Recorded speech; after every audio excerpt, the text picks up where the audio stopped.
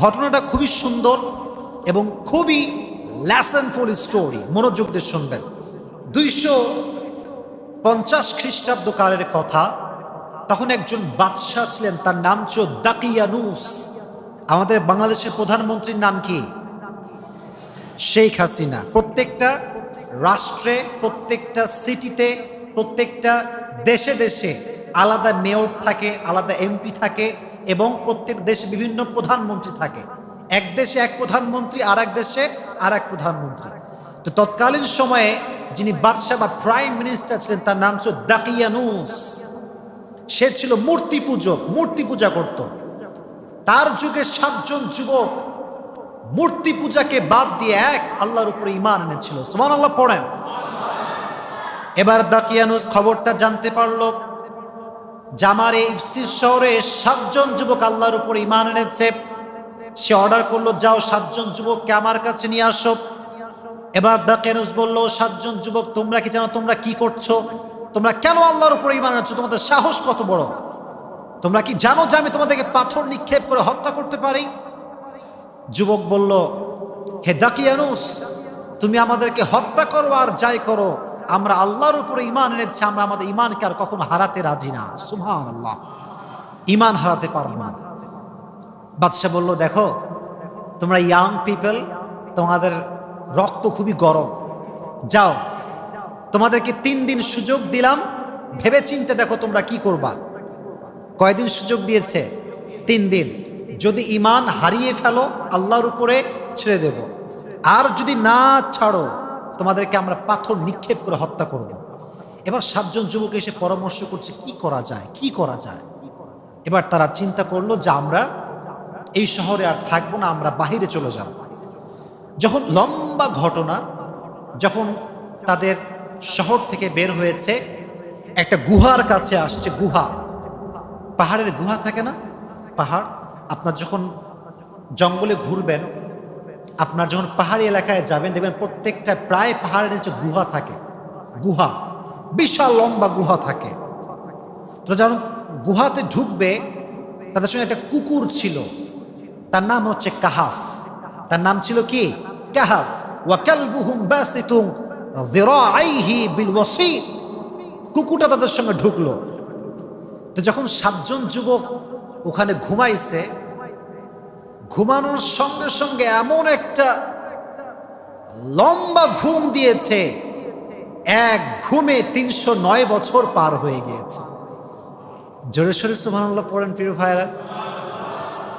কয়শো 9 বছর? এটা কোরআনের ঘটনা বা এটা বানানোর কোনো ঘটনা না, একদম কোরআন থেকে ট্রান্সলেট করে বলছি। 309 বছর পার হয়ে গিয়েছে। যখন ঘুম থেকে উঠেছে, চোখ চুলকাচ্ছে।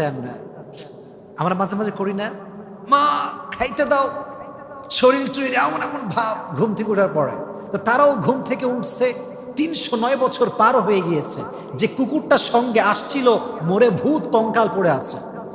তো একজন বলছে যে ওয়াকাযালিকা বাআথনাহুম লিয়াতাসাআলু বাইনাহুম ক্বালা কাইলুম মিনহুম কাম লাবিসতুম। আরে বন্ধু, অনেক ঘুমাইলাম তাই না, অনেক ঘুম হয়ে গিয়েছে। একজন বলছে হ্যাঁ আসলেই তাই। ক্বালু লাবিসনা ইয়াওমান আও বা'দা ইয়াওম। একজন বলছে হয়তো কিছুক্ষণ ঘুমাইলাম, 2-3 ঘন্টা হবে। আর একজন বলছে একদিন হবে, এই তো কিছুক্ষণ ঘুমাইছি। তো এক বন্ধু বলছে, বন্ধু অনেক খিদা লেগে গেছে, ক্ষুধা, পেট খুব খালি, আই এম সো হাংরি, যাও একটু খাবার নিয়ে আসো। আচ্ছা বলেন তো ভাই, আমি এখন যদি ঘুমাই যাই, 300 বছর পরে গিয়ে আমার পকেটে যে টাকাটা আছে, এই টাকা কি সে 300 বছর পরে গিয়ে আর চলবে? বলেন বলেন, চলবে? চলবে? চলবে না। চেঞ্জ হয়, টাকার সুরত আকৃতি চেঞ্জ হয়, যুগে যুগে পরিবর্তন হয়। তো যখন বাজারে গিয়েছে, তখন সে রুমাল টুমাল দিয়ে ঢেকে গিয়েছে, কারণ তাদের উপরে তো ফাঁসির অর্ডার আছে, তারা ঈমান এনেছিল দাকিয়ানুসের যুগে। তো যখন খাবার নিতে যাবে, পকেট থেকে এরকম মানি ব্যাগ থেকে বা পকেট থেকে টাকা বের করে যখন দোকানদারকে দিয়েছে, ভাই ধরেন এই টাকাটা, বলছে আরে এই টাকা কই থেকে আসলো? তো বহু আগের টাকা, এটা তো আগের যুগের টাকা, এটা তুমি কই পাইলা? বলে আরে কি কও, আগের যুগের টাকা মানে আমি তো কালকে এটা বাজার করলাম। হিসাব মেলে না, কারণ সে তো ঘুম থেকে উঠেছে কত বছর পরে? মাশাআল্লাহ, কত বছর পরে? 309 বছর পরে। এখন তাদের সঙ্গে তর্ক বিতর্ক শুরু হয়ে গেল। তারা বলে, তোমরা অবশ্যই গোপন সম্পদের সংবাদ পেয়েছো, চলো বাদশার কাছে। বাদশার কাছে নিয়ে যাওয়া হলো। বাদশা বলছে, কি ব্যাপার, তোমরা কি সত্যি গুপ্তধনের খবর পেয়েছো? বলছে, না বাদশা, আমরা তো এই জায়গার সন্তান, আমাদের বাপ মা এখানে থাকে, ওই জায়গা আমাদের বাসা। কিন্তু ভাই, 309 বছর পার হয়ে গিয়েছে, বাপও মরে গেছে, মাও মরে গেছে, 14 গোষ্ঠী মহিলা ভূত হয়ে গেছে, শেষ। এখন বাদশা কি করলো? তাদেরকে জাস্টিফাই করার জন্য 309 বছর আগের দাকিয়ানুস বাদশার যে নথিপত্র থাকে, প্রত্যেক যুগের বাদশার নথিপত্র থাকে, সেটা বের করা হলো, ছেঁড়া বোড়া। সেখানে লেখা আছে 7 জন মোস্ট ওয়ান্টেড যুবক যাদের উপরে ফাঁসির অর্ডার ছিল, তারা পালিয়ে গিয়েছিল। তখন তিনি বলেন, যাও তোমার আরো 6 জন বন্ধুকে ডেকে নিয়ে আসো। যখন সে গুহায় প্রবেশ করেছে, সঙ্গে সঙ্গে আল্লাহ তাআলা 7 জন যুবককে জায়গায় মৃত্যু দিয়েছেন, তারা জায়গায় মারা গিয়েছে। এবং তারা মৃত্যুবরণ করার পরে তৎকালীন সময়ের বাদশা তারা সেখানে একটি মসজিদ নির্মাণ করেছে। এখন মেইন থিংটা বোঝেন, এই 7 জন যুবকের চিন্তা ছিল, আমরা ইসলাম কায়েম করব। কি কায়েম করব? ইসলাম কায়েম করব। 309 বছর পর যখন তারা ঘুম থেকে উঠেছে, যেই দেশে তারা ছিল, ওই পুরো দেশটা, প্রত্যেকটা মানুষ কালেমা পড়ে মুসলমান হয়ে গিয়েছিল। সুবহানাল্লাহ পড়া। বাদশাও ছিল মুসলমান, রাজা ছিল মুসলমান, প্রজাও ছিল মুসলমান। তাদের ইমানের স্বপ্নকে পূরণ করে দিয়েছে।